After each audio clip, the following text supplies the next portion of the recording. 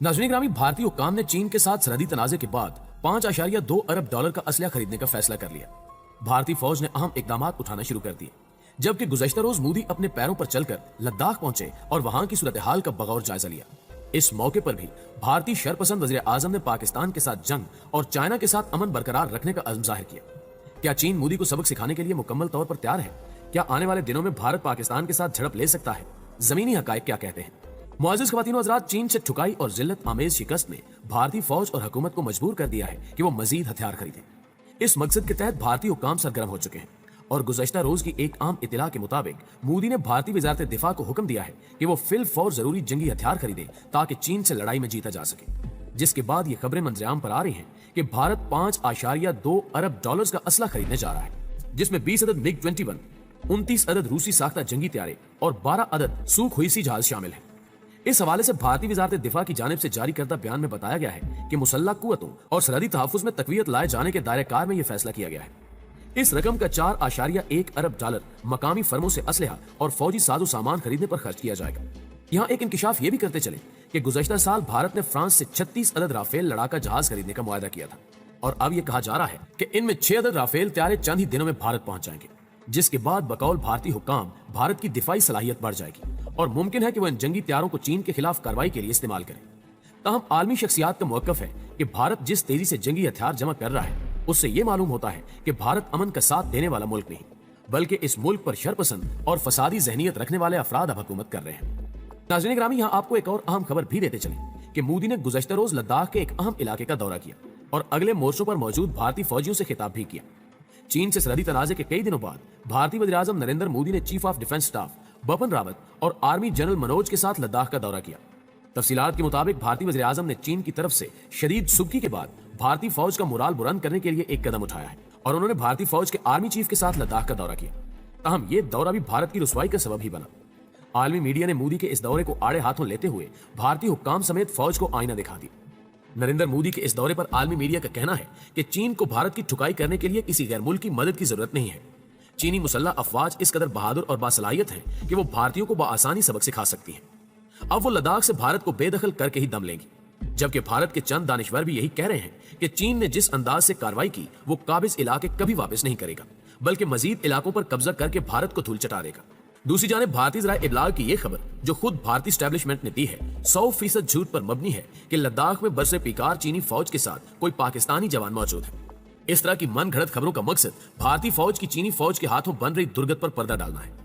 चंद रोज कबल भारतीय हुक्काम ने यह इल्जाम आयद किया था कि लद्दाख और कारगिल में चीनी फौज के साथ साथ पाकिस्तानी फौज भी भारतीय फौजियों को निशाना बना रही है, लेकिन जमीनी हकायक ने एक बार फिर इस झूठ का पर्दा चाक कर दिया है। प्यारे दोस्तों, गुज़श्ता रोज जब मोदी लद्दाख पहुंचे तो वहां की आवाम ने मोदी को बुरा भला कहा और कई तरह के सवालात पूछे, लेकिन मोदी ने उन सवालात के जवाब देने से इनकार किया।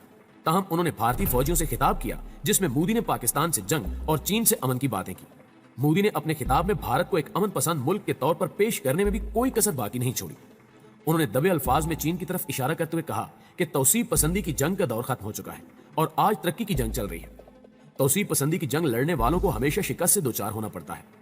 माजी में तौसीब पसंदी ने इंसानियत को बहुत ज्यादा नुकसान पहुंचाया है। तौसीब पसंदी का जनून जिस किसी पर भी सवार हुआ है उसने हमेशा आलमी अमन के लिए खतरा पैदा किया है। अगर मोदी के इस बयान को समझने की कोशिश की जाए तो ये मालूम होता है कि मोदी खुद ही अपनी पॉलिसियों को गलत करार दे रहे हैं, क्योंकि नेपाल और चीन का यही मौक़िफ़ है कि भारत सरहदी इलाकों में तौसीब पसंदाना तामीरात कर रहा था। लद्दाख की लड़ाई का सबब भी ऐसी ही तामीरात थी। ताहम मोदी अपनी गलती मानने की बजाय चीन से दरखास्त कर रहा है कि अमन को बरकरार रखा जाए। चीन ने हाल ही में पूरी वादी गुलवान पर अपना हक जताया है, जबकि लद्दाख में लोगों का कहना है कि हकीकी लाइन ऑफ कंट्रोल पर चीनी सरगर्मियां बढ़ गई हैं, क्योंकि चीनी फौज रफ्ता रफ्ता भारतीय हदूद में दाखिल होती जा रही है। मोदी ने गुज़श्ता रोज चीनी फौजियों के साथ हालिया झड़प पर बात करते हुए कहा कि वादी गुलवान में शहीद हुए अपने बहादुर जवानों को भी एक बार फिर खिराज अकीदत पेश करता हूँ। आज उन 20 बहादुर फौजियों को मुल्क का हर शहरी खिराज अकीदत पेश करता है, उन्हें सलाम पेश करता है। मोदी का यह बयान भी एक बड़ा यू टर्न है। चंद रोज कबल की बात है जब चीन ने भारतीय फौजियों को जहन्नुम वासिल किया। ताहम मोदी ने उस मौके पर कहा था कि भारत का कोई फौजी उस लड़ाई में नहीं मारा गया, और अब मोदी अपने बहादुर फौजियों को खिराज अकीदत पेश कर रहा है, जिससे साबित होता है कि मोदी एक फाशिस्ट और झूठा हुक्मरान है। नाज़रीन ग्रामी, तजिया निगारों के ख्याल में मोदी का यह अचानक दौरा लद्दाख मौजूदा तल्ख ताल्लुकात के पेश नजर इंतहाई अहमियत का हामिल है, लेकिन नरेंद्र मोदी का चीन के बारे में मोहतात लबो लहजे का इख्तियार करना इस बात का गम्माज है कि भारत चीन के साथ किसी भी किस्म की रसाकशी से बाज रहने को ही तरजीह दे रहा है। اس کے برعکس پاکستان کے متعلق بھارت کے تمام لیڈران کی اپروچ انتہائی جارحانہ ہوتی ہے اور امن کی بجائے جنگ پر زیادہ توجہ دی جاتی ہے۔ عالمی میڈیا یہ کہہ رہا ہے کہ دراصل طاقتور کے سامنے کمزور کا لب و لہجہ ہمیشہ مصالحانہ اور نرم ہوتا ہے۔ بھارت کے عوامی حلقوں میں بھی اس بات کا مشاہدہ کیا گیا کہ انہوں نے بھی چین کے خلاف فوجی کارروائی کرنے پر چین کی مصنوعات کا بائیکاٹ کرنے پر ہی زور دیا۔ اس کے برعکس جب بات پاکستان کی ہوتی ہے تو گھس کے مارنے کی ہی باتیں کی جاتی ہیں، لیکن یہ دھمکیاں بھی محض باتوں تک ہی محدود ہیں، کیونکہ بھارت نے کئی بار گھسنے کی کوشش کی مگر اسے پاک فوج کے جانبازوں نے تاریخی شکستیں دچار کیا، اور پاک فوج اسی عزم کے ساتھ اپنی ڈیوٹی سر انجام دیتی ہے کہ دفاع وطن میں کسی قسم کی کوئی کمی نہ رہے۔ وطن کے دفاع کے حوالے سے گزشتہ روز army chief general Qamar Javed Bajwa صاحب نے اہم بیان جاری کرتے ہوئے کہا کہ ابھرتے چیلنجز سے نمٹنے کے لیے چوکس رہنا ہوگا۔ آئی ایس پی آر کے مطابق پاک فوج کے سپہ سالار جنرل قمر جاوید باجوہ نے کور ہیڈ کوارٹرز کراچی کا دورہ کیا، جہاں انہیں اندرونی سیکیورٹی اور آپریشنل امور پر بریفنگ دی گئی۔ آرمی چیف نے افسروں اور جوانوں سے بھی ملاقات کی۔ اس موقع پر گفتگو کرتے ہوئے ان کا کہنا تھا کہ ابھرتے چیلنجز سے نمٹنے کے لیے ہمیں چوکس رہنا ہوگا۔ آرمی چیف نے کراچی میں امن کے قیام کے لیے قانون نافذ کرنے والے اداروں کی اجتماعی کوششوں پر اطمینان کا اظہار کیا اور دشمن کے ناپاک عزائم ناکام بنانے پر قانون نافذ کرنے والے اداروں کو خراج تحسین پیش کیا۔ دراصل یہ دورہ کراچی سٹاک ایکسچینج پر دہشت گرد حملے کے حوالے سے کیا گیا تاکہ دشمن کو بتلایا جائے کہ پاکستانی قوم ہمہ وقت تیار ہے۔ ناظرین گرامی، اس بات میں کوئی شک و شبہ نہیں کہ وقت آن پڑنے پر وطن کے جانباز سپوتوں نے خون کا آخری قطرہ بہا کر بھی پیارے پاکستان کا دفاع کیا۔ ماضی میں کئی مثالیں موجود ہیں جن کو دیکھتے ہوئے کہا جا سکتا ہے کہ اللہ رب العزت نے پاکستان کو دنیا کی بہترین فوج سے نواز رکھا ہے۔ دلوں میں کلام الہی لیے اور جذبہ شہادت سے سرشار یہ پراسرار بندے میدان کارزار میں دشمن پر قہر بن کر ٹوٹتے ہیں۔